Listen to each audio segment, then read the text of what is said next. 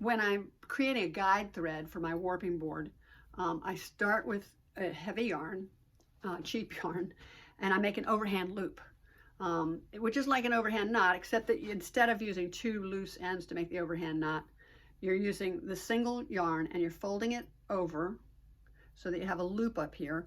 And then to put the knot in, you take the loop end around your finger and pull it all the way through so that you have an overhand loop that looks like this. And this will go on the peg on the warping board. At the other end of the guide thread, I will measure this so that it's the right length for my warp. And at the other end, I'll do another overhand loop.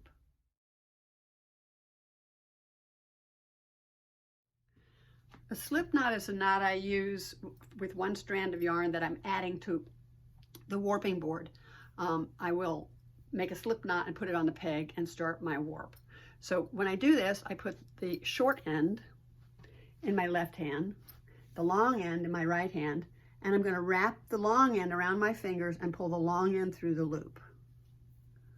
Now, I do it this way with short end in the left hand and long end in the right hand because if you do it the other way, it tends to slip and it won't hold that well on the peg, but this will hold very well on the peg.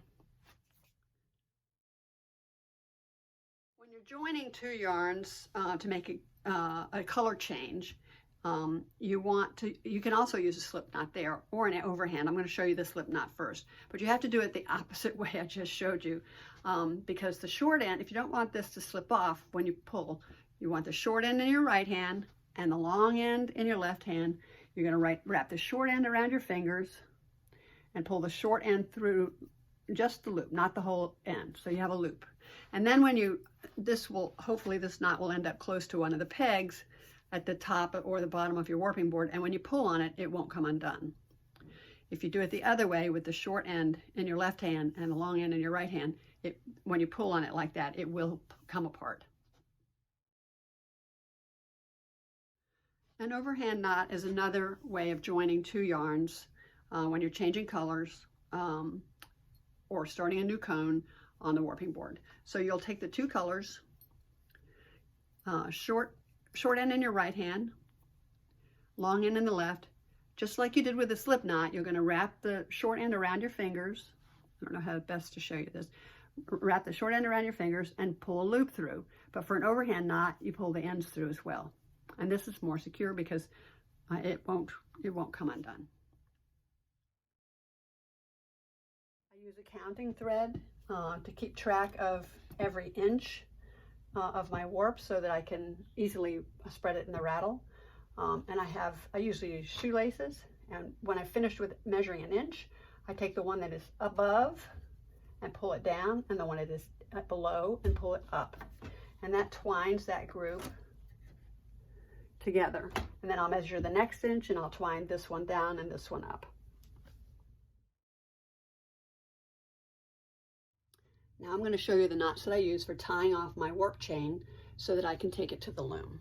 The first one is at the cross where the counting thread is. I take my two ends of the counting thread, I tie a bow here, or in my case I do a slip knot, so I end up with one bunny ear. That's all you need to do there. Then the next most important knot is to tie off the four legs of the cross, these two legs and these two legs up above. And all I do there is I just do a simple bow. So I tie this around snug but not tight, and I do either a bow or a slip knot like that. And then there'll be one here, one here, one here, and one here. And the final knot I do is a choke tie, which I do usually about 18 inches back from the cross, which in my case will be over here, and then every yard along the warp. And to do the choke tie, I go around, take the shoelace around once, twice, pull it down. I'm going to tie a surgeon's knot, which is like tying your shoes, except that you go around twice. So this would be like I tied my shoes, and I go around one more time like this. And I pull it really snug, and I tie a bow or a slip knot there. That's it.